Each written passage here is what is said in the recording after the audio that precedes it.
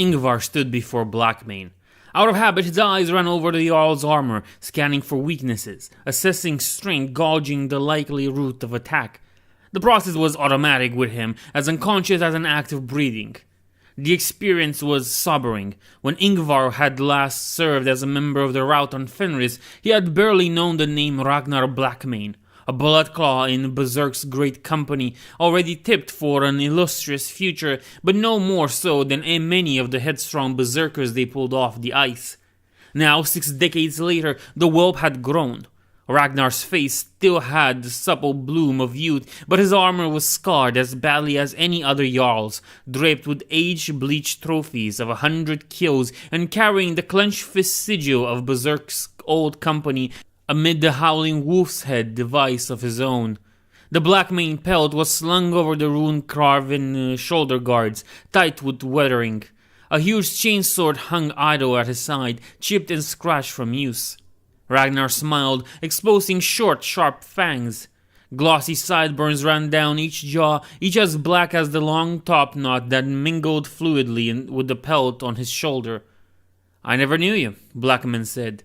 "I heard much, though." Ingvar bowed. He could feel every hair on his forearm standing up. "Why am I threatened by him?"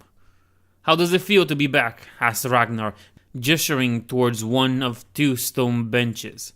"Strange?" Ingvar sat on the nearest bench, feeling exposed without his armor. Even with the Dosver sheeted at his side, his grey shift and fur-lined cloak felt like flimsy protection against the Fang's permanent chill. "Somewhat," he replied. Ragnar sat opposite. His movements were easy and unencumbered. The machine grid of his suit system was barely audible.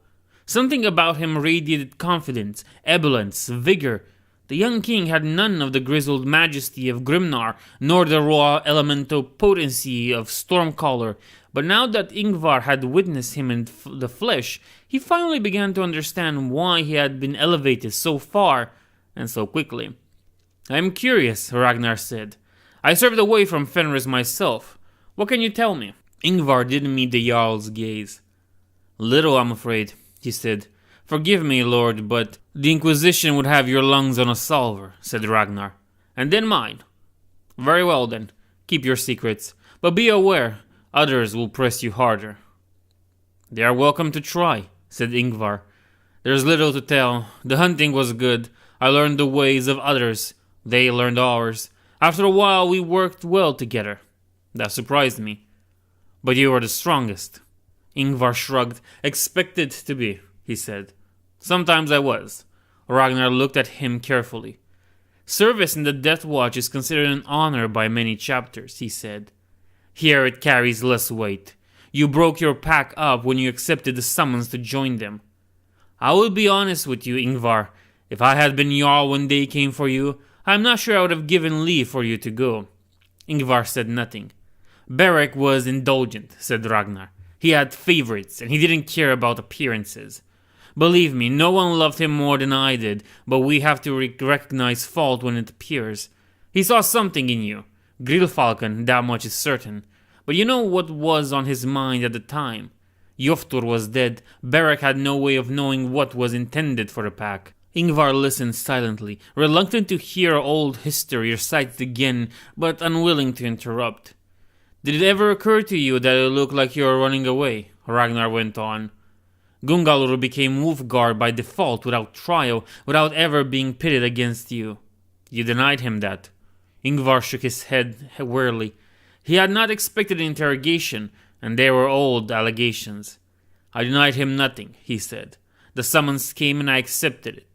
I would do it again. I am proud of what we did. I am proud of what my brothers did." "Which brothers?" Ingvar realized that his fist had clenched tight and relaxed them. "All of them," he said. "All of those who fought besides me." Ragnar nodded. "Very good," he said. He cupped his hands. Ceramite clinked as he linked his fist. "Perhaps you think I am being hard," he said. "I merely express sentiments that others will keep themselves." "I can handle the others." Ragnar raised a ragged eyebrow over red-rimmed eyes. For the first time, Ingvar noticed that he looked tired. "We have escaped envy up here in the realm of the gods," Ragnar said. You think I am deaf to the whispers that run through this place?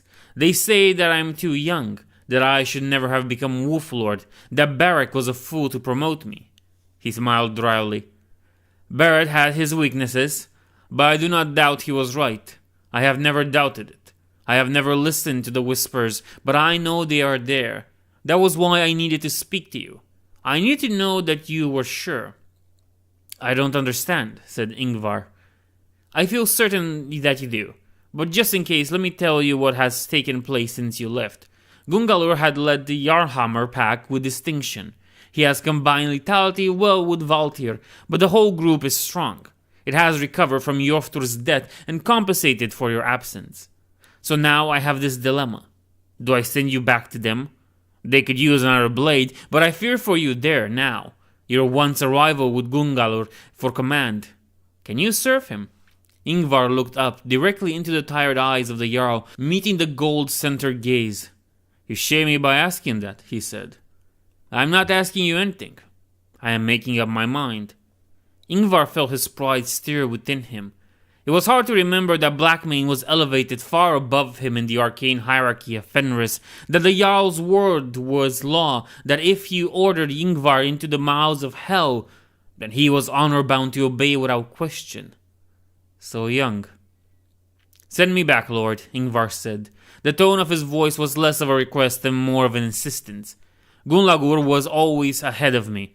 He would have been Varing even if I had not left, and I would have followed him then. Nothing has changed. I belong to my pack.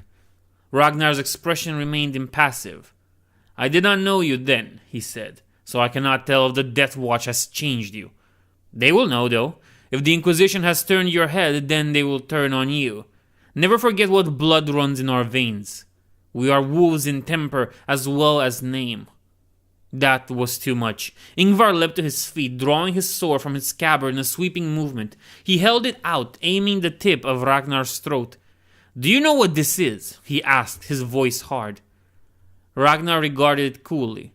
"It's a sword, Ingvar," he said. "I've seen plenty." He made no move to defend himself. Both of them knew how things stood. If Ingvar had truly been a threat to him, Ragnar would have killed him before the blade had left its sheath.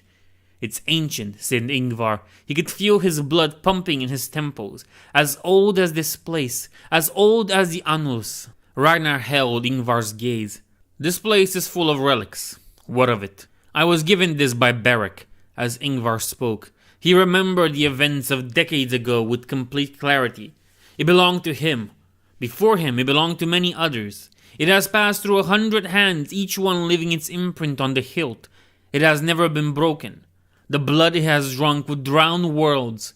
He honored me with it, and I never used another, not even when they ordered me to take up Xenos glaives that could carve Terminator plate like parchment. I carried it across the void with me, listening to its dry whispers of home, cleaving to what it reminds me of. The sword glinted in the semi-dark, its power field inoperative, the outlines of runes evident in the thread-thin lines of silver. "It has borne many names," said Ingvar. Beric called it Vjorsvafi. This is just dumb. Others called it Helsverd and Bloodsvedna and Domhringir. Long ago it was Dausvir, carried by Ogrim Reegvrasson in the Age of Legends. It is part of our lifeblood. None but the elect would ever wield it. Ragnar's golden eyes flickered down to the point of the blade and lingered there. "Beric thought me worthy of it," said Ingvar. "The same who judged you worthy of elevation before your time. You trusted his judgment then." Ingvar held the sword level. The metal didn't move. "I am a son of Russ," he said. "I have nothing to prove." Ragnar's gaze snapped back up. For a moment the two of them stared at one another. Blackmane's amber eyes scrutinized Ingvar's grey ones, narrowing fractionally, as if somehow he could penetrate into the soul beyond. Ingvar felt the heavy pressure of Blackmane's countenance. Ragnar's stare was almost unbearable. It possessed an absolute conviction, a pure strain of certainty. No one, not Beric, not Hjovtur, had been able to project himself with such innate command. The young king. Still the metal stayed level. Eventually Ragnar shook his head wearily. "Enough," he said, gesturing for Ingvar to sheath the sword again. This won't be decided by theatrics. Sit down. Ingvar did as he was bid. As he slid Dalsvir into the scabbard, he suddenly realized how hard his primary heart was beating. He rested his empty hands on the cool stone of the bench. I like you, Grey Falcon, said Ragnar. I like your spirit. Then send me back, said Ingnar. Ragnar smiled, but there was no warmth in it, just a wry grimace. Maybe, he said. I'll reflect. You should do so too. Ingvar watched the Jarl carefully. Ragnar was a curious mix. Insane levels of self-confidence coupled with a defiant aura of fatigue. Perhaps command had proven harder than he'd anticipated. The galaxy is changing, Blackmane said.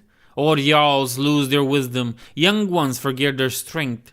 Stormcaller has dreams nightly that make him haggard, and he does not trouble easily. Even Grimnar laughs less than he did. The Wolf Lord placed his hands together again.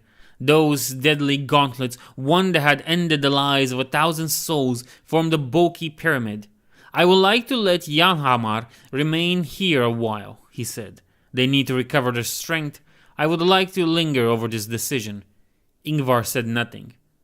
But I cannot, said Ragnar. We no longer have that luxury. We must keep fighting, all of us, without pause, and in such times wisdom is the first thing to fall away. I will make my decision quickly. You will know it soon. Ingvar bowed, and until then, Lord, what am I to do with myself? You still have your sword, Ragnar said. Reacquaint yourself with the rights of your homeworld. Keep the edge sharp.